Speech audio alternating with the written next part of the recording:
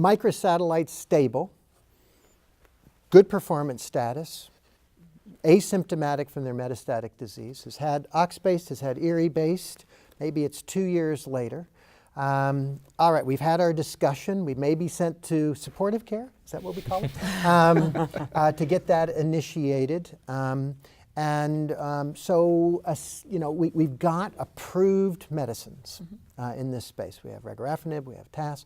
So, Johanna, talk a little bit about your thinking about those medicines, how you describe those to patients, their value in the space. So just remembering this would be for the RAS mutant patient who doesn't have an EGFR Fair possible. Enough. Fair enough. Because there is an interesting abstract at this year's GI ASCO, the REVERSE trial, where they look at, this is a Japanese study, 50 patients per arm, so small, but they took patients and either gave them cetuximab, then regorafenib, or regorafenib, then cetuximab. And very interestingly, the patients who got the regorafenib followed by cetuximab had an improved overall survival compared to the reverse.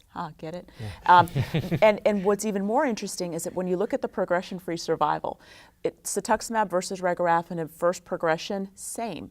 The difference happens in the second progression. Yeah. So there's been this discussion about, regorafenib, is this a drug that's going to work better if you use it earlier before the patient's so sick? And I think it just brings that question to... Well, this is sort of my shifting practice. Who's the sponsor of the trial? So we have to be very careful, correct? Well, you still hope that the people who perform the trial, pharmaceutical companies sponsor most of the clinical trials that are done worldwide. I mean, it's a very interesting study. It is a small study, and they would have probably the most information just because both drugs were created. Yeah. I mean, the TAS is created in Japan. But we also, I think, if the reason that we continue bevacizumab or other anti-angiogenics into the second line is they have activity, it wouldn't be surprising that, into the third line, continuing some anti-angiogenic approach, cetuximab still has activity in later lines. It seems like no matter how late you give it, you can still get activity, but making sure that the anti-angiogenic is still maintained early might also, even though there wasn't a difference between the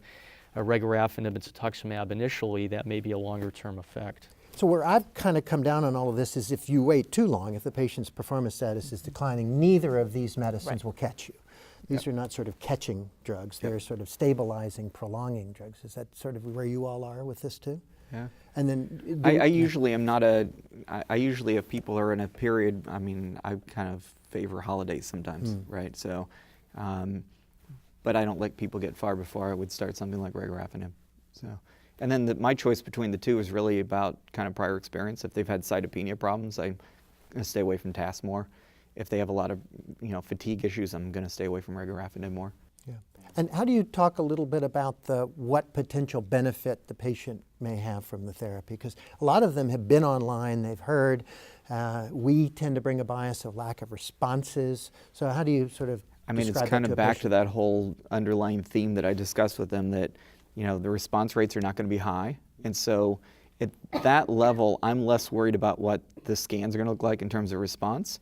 And really, I'm treating them more clinically in terms of if they get clinical benefit, then I'm okay with that. And then I'll continue treatment.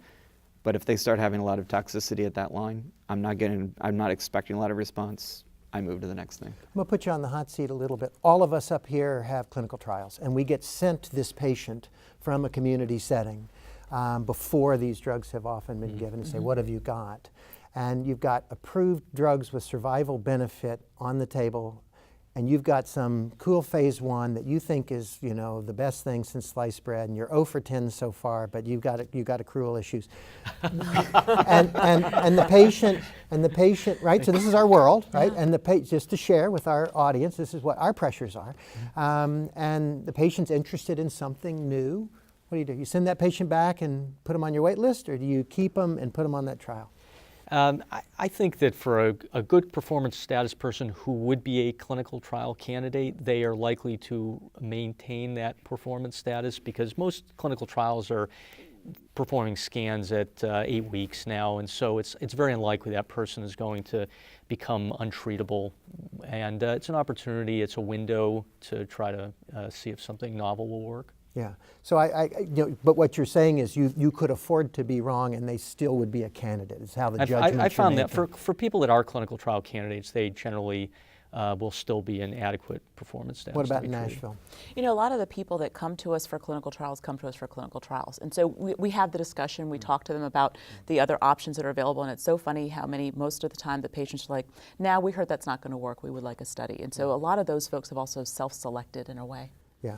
Anything different in No, I would fully agree with them. Cleveland? My biggest frustration is a lot of the trials are not allowing colorectal patients. I mean, a lot of the trials Cohorts are full. cohorts are full, or they don't even exist. I cross-border. mean, a lot of the trials are coming through, and they want, they're like immunobased something or other, and they're looking for, lung, they're looking for bladder, they're looking for, kidney, they're looking for things we already know that immunotherapy works. And so it's hard to find some of these trials that Well, and even so many include of our colon trials, cancer. I'm sorry, so many of our trials, have slots, but not for 6 weeks or 8 weeks. And so you go try your Rego and go from there.